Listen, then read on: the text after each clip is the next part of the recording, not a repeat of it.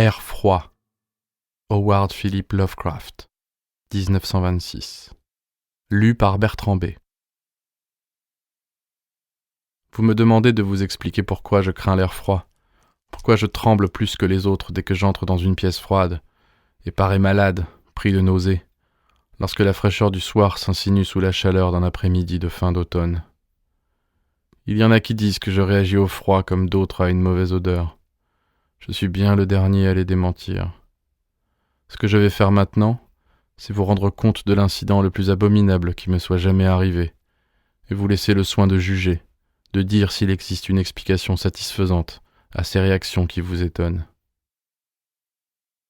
C'est une erreur que d'imaginer l'abominable associé toujours, indissolublement, à l'obscurité, au silence et à la solitude. Moi, je l'ai rencontré dans la clarté d'un milieu d'après-midi, au sein d'une métropole trépidante, alors que je me trouvais soumis à la promiscuité que garantit une pension meublée de la catégorie la plus ordinaire, entouré de ma triste propriétaire et de 2 hommes robustes. Au printemps de 1923, j'avais réussi à attirer quelques commandes à des périodiques, travaux aussi peu lucratifs que fastidieux, et me trouvais dans la ville de New York. Incapable évidemment de payer un loyer élevé, je m'étais mis à dériver de meublé en meublé, tous aussi détestables les uns que les autres, à la recherche de la chambre qui combinerait propreté acceptable, mobilier relativement décent et prix plus raisonnable. Je m'aperçus vite que je tombais irrémédiablement de Caribe dans Scylla, mais finis néanmoins par trouver une maison située dans la 14e rue Ouest, qui me déplut un peu moins que les précédentes. C'était un immeuble de grès, à 4 étages, construit sans doute quelque temps avant 1850, meublé de cheminées de marbre et de boiseries dont la splendeur fatiguée attestait une ancienne opulence, suivie d'un déclin rapidement précipité. Dans les chambres, grandes, hautes de plafond, décorées d'un papier impossible et de corniches de plâtre d'une complexité grotesque, dominait une odeur de moisi et des relents de cuisine lointaine. Mais les planchers étaient frottés, les draps supportables, et l'eau chaude n'était que rarement froide ou coupée, si bien que j'en vins à considérer cet endroit comme une tanière assez propice à l'hibernation, en attendant de me retrouver capable de vivre. La propriétaire, dame traînant savate, une Espagnole presque barbue répondant au nom de Herrero, avait le bon goût de m'épargner ses bavardages ou ses considérations personnelles sur l'heure à laquelle j'éteignais l'électricité dans ma chambre, laquelle donnait sur le palier du 3e étage. Et mes colocataires étaient des gens aussi tranquilles et aussi discrets qu'on pouvait les rêver. Des Espagnols pour la plupart, dont le niveau de vie était à peine supérieur au minimum vital. En définitive, seul le vacarme des voitures dans l'artère sur laquelle donnaient mes fenêtres se révéla un souci majeur. J'habitais dans cet endroit depuis 3 semaines, à peu près, quand eut lieu le premier incident bizarre. Un soir, il était à peu près 8 heures, j'entendis comme une sorte de clapotis contre mon plafond. Dans la chambre régnait brusquement l'odeur âcre de l'ammoniac. Regardant autour de moi, je m'aperçus qu'un coin du mur était taché. Un liquide en dégouttait sur le plancher. L'inondation provenait de l'endroit du plafond le plus proche de la rue. Soucieux de prendre le mal à sa racine, je me précipitai en bas pour avertir la propriétaire des ennuis qui m'arrivaient. Elle m'assura que les choses seraient vite remises en ordre. « C'est le docteur Munoz », expliqua-t-elle en escaladant l'escalier devant moi. « Il a renversé ses drogues. Il est trop malade pour pouvoir se soigner. Il est de plus en plus malade. Et il ne veut pas qu'on l'aide. Il est très bizarre dans sa maladie. Toute la journée, il prend des bains avec des odeurs bizarres. Il ne faut pas qu'il s'agite ou qu'il ait chaud. Il fait tout son ménage tout seul. Sa petite chambre est pleine de bouteilles et de machines, et il n'exerce pas la médecine. Mais il était célèbre autrefois. Mon père avait entendu parler de lui à Barcelone. Encore récemment, il a arrangé le bras du plombier. Il ne sort jamais que sur le toit, et c'est mon fils Esteban qui lui apporte sa nourriture, son linge, ses médicaments et toutes ses drogues. Seigneur, tout cet ammoniac qu'il prend pour avoir froid. Miss Herrero disparut en direction du 4e étage. Quant à moi, je me retirai dans ma chambre. Quelques instants plus tard, l'ammoniac cessa de couler. Et tandis que j'épongeais mon plancher et ouvrais la fenêtre pour évacuer l'odeur, j'entendis de nouveau, au-dessus de moi, les pas lourds de ma propriétaire. Aucun bruit ne venait jamais de chez ce docteur Munoz, hormis des grondements qui faisaient penser à quelques mécanismes mus par un moteur à explosion. Il marchait toujours à pas feutrés. Un moment, je me demandais quelle pouvait être sa maladie, et si son refus systématique d'entrer en contact avec l'air extérieur ne procédait pas tout simplement d'une manie sans grand fondement. Il y a, me dis-je gravement, quelque chose de terriblement poignant dans le sort d'une personne éminente qui a sombré. Et j'aurais bien pu ne jamais faire la connaissance du docteur Munoz sans la crise cardiaque qui me serrait la poitrine en début d'après-midi, alors que j'étais en train d'écrire dans ma chambre. Les médecins m'avaient averti du danger de ces attaques, et je savais qu'il n'y avait pas un moment à perdre. Me souvenant de ce que m'avait dit ma propriétaire des soins apportés par l'invalide au plombier, je me traînai jusqu'à l'étage supérieur et frappai faiblement à la porte qui correspondait à la mienne. Une voix curieuse, qui semblait venir de la droite, me répondit en bon anglais, me demandant mon nom et la raison de ma visite. Lorsque j'eus fourni les renseignements qu'on me demandait, la porte contiguë à celle où j'avais frappé s'ouvrit. Un souffle d'air froid me gifla le visage. Quoique cette journée fût l'une des plus chaudes de la fin juin, je frissonnai en passant le seuil du grand appartement. La décoration était somptueuse autant que de bon goût. Elle me surprit, dans ce temple de la malpropreté et du désordre. Un lit escamotable remplissait son rôle diurne de divan, et des meubles d'acajou, des rideaux opulents, de vieux tableaux et une bibliothèque à vous faire pâlir d'envie. Tout évoquait plutôt le cabinet d'études d'un homme de qualité que la chambre à coucher d'une pauvre maison meublée. Je compris que la pièce située au-dessus de mon logement, la petite chambre, avec les bouteilles et les machines dont avait parlé Miss Herrero, était tout simplement le laboratoire du médecin, et que ses quartiers d'habitation se trouvaient dans la pièce voisine. Cossue avec ses confortables alcôves, elle était flanquée d'une salle de bain, dont les placards recelaient et masquaient tous les ustensiles de la vie quotidienne. Le docteur Munoz, c'était évident, était un homme cultivé, de goût et de bonne naissance. Le petit homme qui se trouvait devant moi était admirablement proportionné. Ses vêtements, quoiqu'un peu guindés, étaient d'une coupe parfaite, qui lui allait à merveille.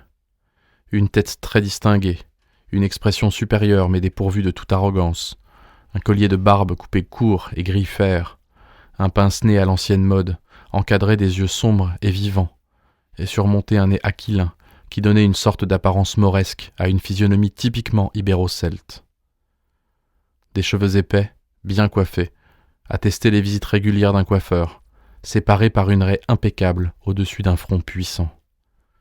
Cet ensemble dégageait l'impression d'une intelligence rare et d'une nature bien supérieure à la moyenne.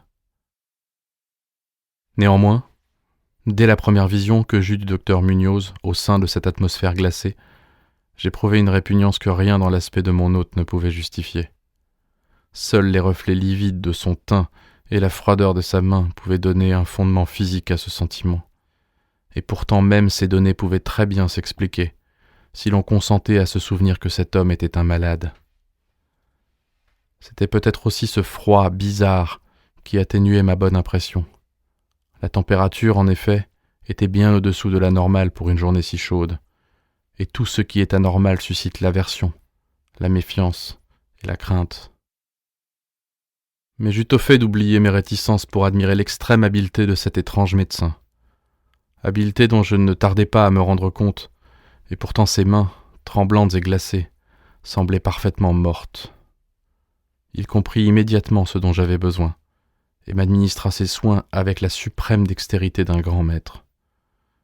Pendant tout ce temps, me réconfortant d'une voix délicatement modulée quoique sans timbre, il me disait qu'il était l'ennemi le plus acharné qui fût de la mort, qu'il avait perdu sa fortune en même temps que ses amis, à mener des expériences bizarres dont l'objet était d'anéantir la grande faucheuse. On sentait en lui le fanatique bien intentionné.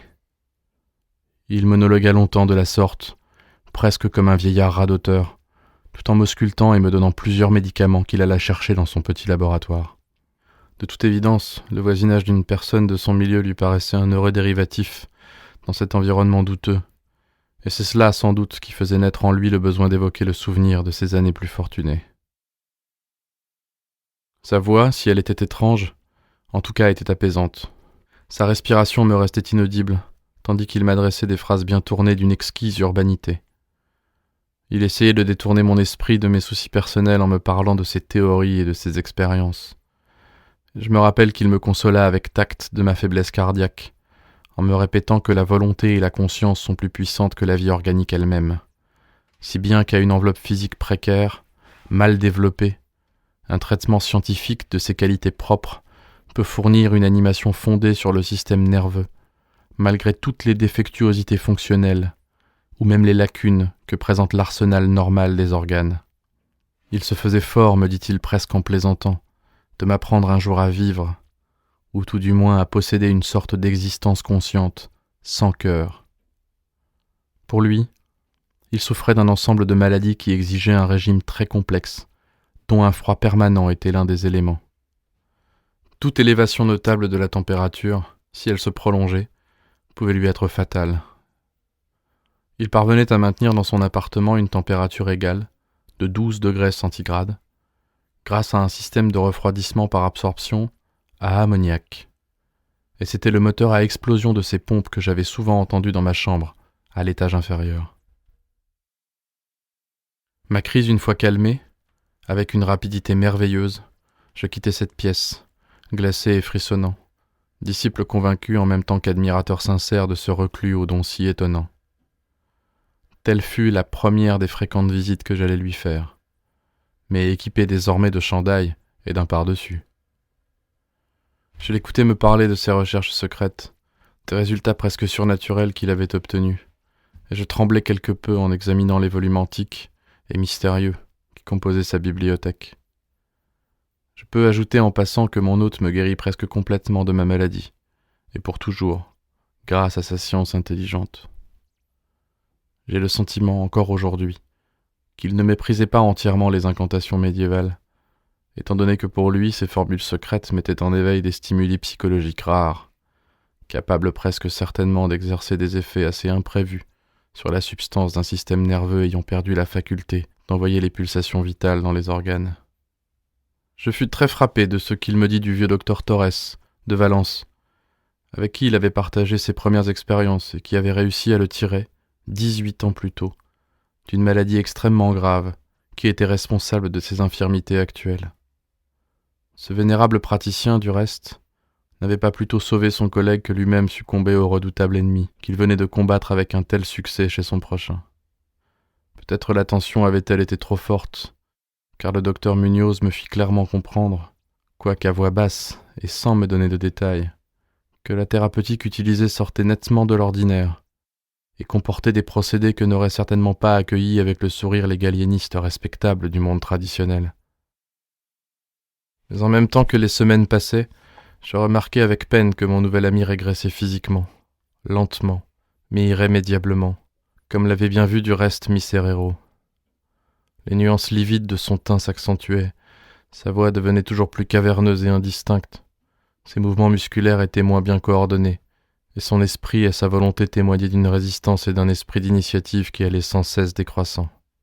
Du reste, aucun des détails de ce lent et si triste processus de vieillissement ne semblait lui échapper, à lui non plus, et peu à peu son expression, sa conversation même se chargèrent d'une amère ironie, qui fit revivre en moi un sentiment rappelant la subite répulsion que j'avais éprouvée à son égard la première fois que je l'avais vu. Il lui venait soudain de bizarres caprices. Il se découvrait un amour insolite pour les épices exotiques et l'encens égyptien, à tel point qu'au bout de peu de temps sa chambre évoquait le sépulcre souterrain de quelque pharaon de la vallée des rois. Cependant, il lui fallait toujours plus d'air froid. Avec mon aide, il étendit le réseau de tubes à refroidissement dans sa chambre et modifia ses pompes de façon à augmenter le débit de ses appareils et à maintenir la température intérieure à 0 degré, et finalement à -3. Il faisait évidemment moins froid dans le laboratoire et dans la salle de bain, pour éviter que l'eau ne gelât et que les réactions chimiques ne fussent interrompues. Le locataire de la chambre voisine s'étant plaint de l'air glacé qui lui venait de la porte de communication, j'aidai mon ami à fixer contre le battant de cette porte une lourde tenture isolante. Une sorte d'horreur toujours plus grande, une expression morbide et lointaine semblait s'être emparée de lui. Il parlait tout le temps de la mort, mais il avait un grand rire caverneux lorsqu'on évoquait devant lui, le plus délicatement possible, des choses telles que l'enterrement ou les dernières dispositions. En fin de compte, il devenait un compagnon plus que déconcertant, macabre.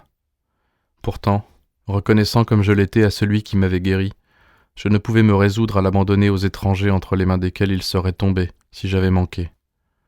Je veillais soigneusement à tous ses besoins, mettant sa chambre en ordre, emmitouflé dans une cape épaisse que j'avais achetée spécialement à cette intention. Comme je faisais la plus grande partie de ses achats, je ne pouvais m'empêcher d'avoir des sursauts d'étonnement en lisant les listes de produits chimiques qu'il me demandait d'aller chercher au laboratoire des pharmaciens. Il semblait régner dans son appartement une atmosphère de panique, toujours plus forte et parfaitement inexplicable. La maison tout entière, comme je l'ai dit, dégageait une odeur de moisi, mais celle qui imprégnait sa chambre était pire, et cela malgré tous les épices, l'encens et les âcres vapeurs chimiques de ces bains qu'il prenait maintenant presque constamment, et qu'il exigeait de prendre sans témoin.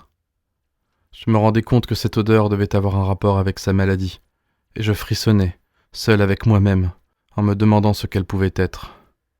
Miss Herrero faisait le signe de croix à chaque fois qu'elle le rencontrait.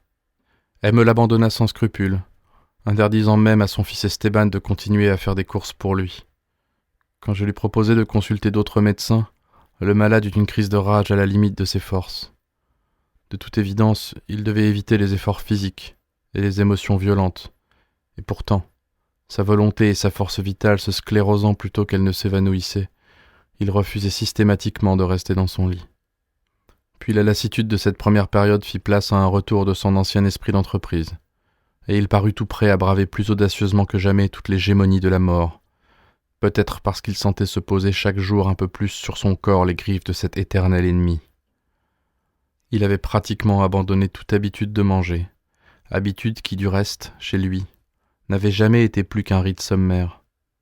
Seule sa puissance mentale semblait l'empêcher de sombrer dans l'écroulement total.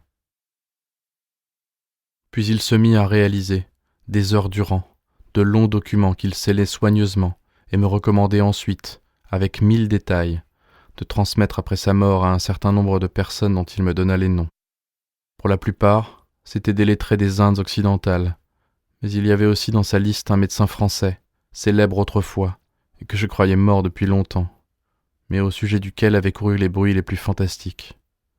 En fait, je brûlai tous ces papiers sans les envoyer, ni les ouvrir. L'aspect et la voix de mon ami devenant véritablement effrayants, sa présence insupportable un jour de septembre. Un homme qui était venu réparer la lampe de son bureau l'aperçut à l'improviste et tomba en crise d'épilepsie. Crise que mon ami, du reste, soigna d'une manière extraordinaire, me donnant ses instructions tandis que lui-même restait invisible. Ce malade, chose bizarre, avait connu toutes les terreurs de la Grande Guerre sans jamais avoir été victime d'une telle attaque. Puis, vers le milieu d'octobre, l'horreur des horreurs tomba sur nous avec une brutalité stupéfiante. Une nuit vers 11h, la pompe de l'appareil à compression tomba en panne, et 3 heures plus tard, le système de refroidissement avait cessé de fonctionner. Le docteur Munoz m'appela à grands coups de talon dans mon plafond. Je m'acharnai fébrilement à réparer l'appareil tandis que mon hôte jurait d'une voix dont la sonorité morte et caquetante défiait toute description. Mes efforts d'amateur n'aboutirent à rien. J'allai chercher le mécanicien d'un garage voisin, ouvert la nuit, mais il me dit qu'on ne pourrait rien faire avant le matin, car il fallait remplacer un piston de la pompe. La rage et la terreur de l'ermite moribond prirent alors des proportions grotesques, mais qui me firent craindre de le voir perdre toutes les ressources physiques qui pouvaient lui rester. Un moment, dans une sorte de crise, il enfouit ses yeux derrière ses mains et se précipita dans la salle de bain. Il en ressortit tâtonnant la tête bandée. J'avais vu ses yeux pour la dernière fois. Il faisait maintenant nettement moins froid dans l'appartement. Vers 5h, le docteur se retira dans la salle de bain non sans m'avoir auparavant ordonné de veiller à ce qu'on lui fournît, sans la moindre interruption, toute la glace que l'on pourrait se procurer dans les drugstores et les cafés ouverts. Au retour de quelques voyages inutiles, quand je déposais devant la porte de la salle de bain le résultat de ma quête, je pouvais entendre chaque fois comme un bruit de barbotement. Et une voix, toujours plus épaisse, hurlait toujours le même ordre. Encore plus, encore plus. Finalement, le jour, qui promettait d'être chaud, se leva. Les boutiques s'ouvrirent l'une après l'autre. En désespoir de cause, je demandai à Esteban soit d'aller chercher de la glace pendant que j'essaierais de trouver un piston, soit d'aller lui-même chercher le piston. Mais, obéissant aux instructions de sa mère, il refusa systématiquement de rien faire. En fin de compte, j'engageai un clochard douteux que je rencontrai au coin de la 8e avenue pour veiller à ce que mon patient eût toute la glace qui lui était nécessaire. Il irait la chercher dans une petite boutique où je le présentais. Cela fait, je m'attaquai à la recherche du piston, en même temps qu'à celle d'hommes de l'art qui fussent capables de le monter. Tâche interminable.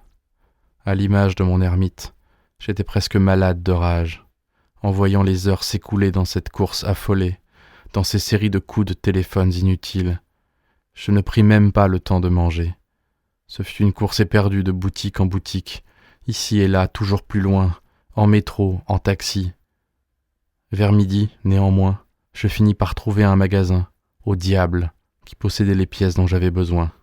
Vers 1h30, cet après-midi-là, je rentrai enfin dans la maison meublée avec tout l'équipement nécessaire, suivi de 2 mécaniciens robustes et intelligents.